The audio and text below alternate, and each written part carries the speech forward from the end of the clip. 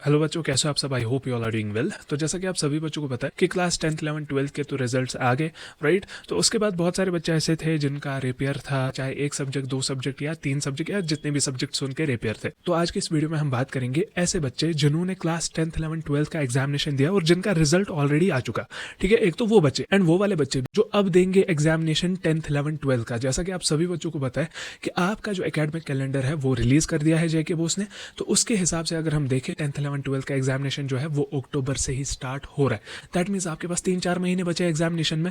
पहले आप annual regular वाले बच्चे मुझे ये चीज बता दो कि क्या आपने खुद से ये चीज पूछी कि मुझे अब प्रिपरेशन स्टार्ट करनी चाहिए या नहीं करनी चाहिए। देखो मेरे हिसाब से आपको अब अपनी एग्जामिनेशन की प्रिपरेशन स्टार्ट कर लेनी चाहिए, बिकॉज देखो सिलेबस रिलैक्सेशन का कोई भी नामो निशान नहीं है। ठीक है, तो ऐसा मत समझना कि एंड में फिर जाके जेके वो सिलेबस रिड्यूस करेगा, ऐसा कुछ भी नहीं होने वाला। एज ऑफ नाउ ऐसा तो कुछ भी नहीं है, राइट। तो अगर हम बात करें यार, मैं यही चीज बता रहा हूँ कि मेहरबानी करके अपनी प्रिपरेशन स्टार्ट कर दो। अब कैसे स्टार्ट करनी है, कोई बच्चा ऐसा होगा कि हम कहाँ से लेक्चर्स देंगे। लेक्चर्स के लिए आपके पास जेके बोस वाला के बैचेस हैं, चाहे उरूज बैच हो, कोहिनूर बैच हो, बाज बैच हो, हरमुख बैच हो। लेकिन अब अगर हम बात करें, आपको अपने एंड से भी एक चीज जरूरी करनी चाहिए, बिकॉज अब कम टाइम बचा है एग्जामिनेशन में एंड आपको ये चीज पता होगी कि फिर एट द एंड कैसी हालात होती है बच्चों की जब रिजल्ट आता है। तो राइट, मतलब ये रेपियर आना, किसी के बहुत ज्यादा कम मार्क्स आना, ठीक है, फिर आप ये लोग रिग्रेट करते हो कि काश मैंने उस टाइम पढ़ा होता। तो अभी अपने एंड से एटलीस्ट ये चीज करके रखो कि हमें प्रीवियस 10 ईयर्स के पेपर्स कहीं से भी जहां से भी आपको अरेंज हो जाएंगे, प्रीवियस 10 ईयर्स पेपर्स को एनालाइज करना स्टार्ट कर दो। अब एनालिसिस कैसे करना है, देखो एक रफ नोटबुक ले लो, उसमें जितने भी क्वेश्चन पेपर्स आपके पास आएंगे उनमें सारे के सारे क्वेश्चंस नोट डाउन करो। जो क्वेश्चन आपको लग रहा है 2 बार रिपीट हुआ है उसको 2 स्टार मार्क दे दो, मतलब जितनी बार रिपीट हुआ होगा उतने स्टार मार्क दे दो। अगर किसी क्वेश्चन पे 3 या 3 से ज्यादा स्टार मार्क आते हैं, उस क्वेश्चन को समझ लेना ये बहुत ही ज्यादा इंपॉर्टेंट है। ठीक है, तो मेक श्योर कर ले आप प्रीवियस ईयर पेपर्स को एनालाइज करना स्टार्ट कर दोगे अभी से ही। चाहे आपको प्रीवियस ईयर पेपर्स कहीं से भी क्यों ना मिले, लेकिन वो चीज जरूरी करनी है अभी के पॉइंट ऑफ टाइम में। बाकी आप बैचेस में एनरोल करके मतलब अच्छे से अपना सिलेबस कवर कर सकते हो, राइट। बिकॉज अभी के टाइम पे अगर हम बात बताएं अचानक से हुआ है जो भी हुआ, तो इसकी वजह से आपको सिलेबस कंप्लीशन करने में बहुत ही ज्यादा दिक्कत आने वाली है। तो मेक श्योर कर ले आप बैचेस में एनरोल कर रहे हैं, वहां पे आपका सिलेबस ऑन टाइम कवर कराया जाएगा, आपको रिविजन भी कराया जाएगा। आप बच्चे नीचे कमेंट्स में जरूर अपना क्लास लिख लेना, 10th में हो, 11th में हो या 12th में हो। ठीक है, तो ये रही आप लोगों की बात। लेकिन अब अगर हम बात करें इस साल के रिजल्ट्स की, जैसे इस साल का रिजल्ट आया 10th 11th 12th का, बहुत सारे बच्चे ऑब्वियसली अपने मार्क्स से सेटिस्फाइड नहीं थे। फिर जैसे ही रिवैल्यूएशन का प्रोसेस भी स्टार्ट हुआ, बहुत सारे बच्चों ने रिवैल्यूएशन के लिए अप्लाई किया। 11th का भी जस्ट स्टार्ट हुआ है रिवैल्यूएशन प्रोसेस, बच्चे अप्लाई कर रहे हैं। ठीक है, साथ ही साथ इंपॉर्टेंट चीज जो है, बच्चे बोल रहे हैं कि बायनवल एग्जामिनेशन कब होगा। तो बायनवल एग्जामिनेशन के रिगार्डिंग जेके बोस ने ऑफिशियली नोटिफिकेशन रिलीज कर दी है 10th और 12th के लिए। 11th वालों के लिए भी जल्द ही आ जाएगी, उस पर भी आपको वीडियो मिल जाएगी।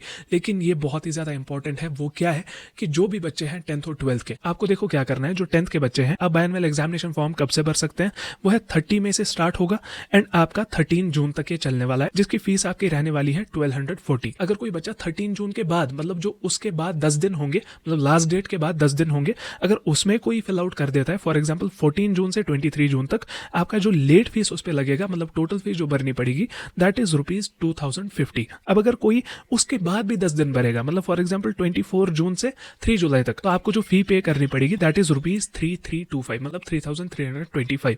अब अगर हम बात करें 12th की, उनका भी सेम डेट है, मतलब 30 मई से स्टार्ट होगा 13 जून तक। ओके, तो अगर हम फीस की बात करें ₹1435। अब अगर हम बात करें उसके बाद अगर कोई 10 दिन में भरता है एग्जामिनेशन फॉर्म, उस पर लेट फीस लगेगा, मतलब 14 जून से 23 जून तक आपको जो फीस भरनी पड़ेगी with late fees, that is ₹2245। ठीक है, अब अगर हम बात करें उसके बाद भी अगर 10 दिन के बाद कोई एग्जामिनेशन फॉर्म भरता है, मतलब 24 जून से 3 जुलाई के बीच में, तो अगर उनके फीस की बात करें with late fees, that is ₹3520। ये तो रही इस चीज की बात। 11th का भी सेम ही होगा, बट डेट्स में थोड़ा सा ऊपर नीचे होगा। लेकिन अब अगर हम बात करें, बच्चे ये चीज पूछ रहे हैं हमारा तो रेपियर आया, क्या हमारा साल जाया होगा। देखो आप अपना साल बचा सकते हो। कैसे? जिन भी बच्चों का इस साल रेपियर आया है, ये नहीं कि जिनका पिछले साल आया हो या उससे पिछले साल, वो अक्टूबर नवंबर में एग्जामिनेशन नहीं दे सकते एनुअल रेगुलर बच्चों के साथ। लेकिन जिन बच्चों का इस साल रेपियर आया है वो खुद को बचा सकते हैं। वो कैसे? आपको स्कूल्स में प्रोविजनल एडमिशन लेना है। अब उसका मतलब क्या है? प्रोविजनल एडमिशन होता है जैसे आप ये बायनवल एग्जामिनेशन, जो भी आपका रेपियर सब्जेक्ट है उसका एग्जामिनेशन देंगे, उससे क्या होगा, अगर आपने वो सब्जेक्ट सारे पास कर दिए तो आपका जो प्रोविजनल एडमिशन है वो परमानेंट बनेगा। उसके बाद आप अक्टूबर में एग्जामिनेशन आराम से दे सकते हैं। लेकिन अब अगर आपका बायनवल में भी फिर से रेपियर आ गया तो आपका वो प्रोविजनल एडमिशन कैंसिल हो जाएगा। दैट मींस आप एनुअल रेगुलर के साथ एग्जामिनेशन नहीं दे सकते, फिर आपको नेक्स्ट ईयर ऑब्वियसली फिर से बायनवल में अपीयर होना पड़ेगा। तो ये तो है, आप ऐसे अपना साल बचा सकते हो। लेकिन अब अगर मैं बात करूं, कोई बच्चा ऐसा है जिसके मार्क्स कम है, मतलब पास तो है सब्जेक्ट लेकिन मार्क्स कम है, वो चाहता है मैं अपने मार्क्स इंप्रूव करूं, तो इसके रिगार्डिंग भी यही सेम नोटिफिकेशन है। आपको सेम फीस भरनी पड़ेगी, ऐसे ही अप्लाई करना पड़ेगा। आप ये नहीं समझना कि हम बायनवल एग्जामिनेशन दे रहे करें, आपका वो इंप्रूवमेंट एग्जामिनेशन होगा, लेकिन फॉर्म सेम ही आपको फिल करना पड़ेगा। आपको इंप्रूवमेंट एग्जामिनेशन देना है, जो भी सब्जेक्ट आप चाहो उसका दे सकते हो, ठीक है। तो अब अगर हम बात करें जिन भी बच्चों ने रिवैल्यूएशन के लिए अप्लाई किया है, जेरोक्स वगैरह के लिए अप्लाई किया है, या 11th के बच्चे जो रिवैल्यूएशन के लिए अप्लाई कर रहे हैं, तो मेहरबानी करके रिवैल्यूएशन रिजल्ट का वेट बिल्कुल भी मत करना। अगर आपका कोई भी सब्जेक्ट रेपियर है,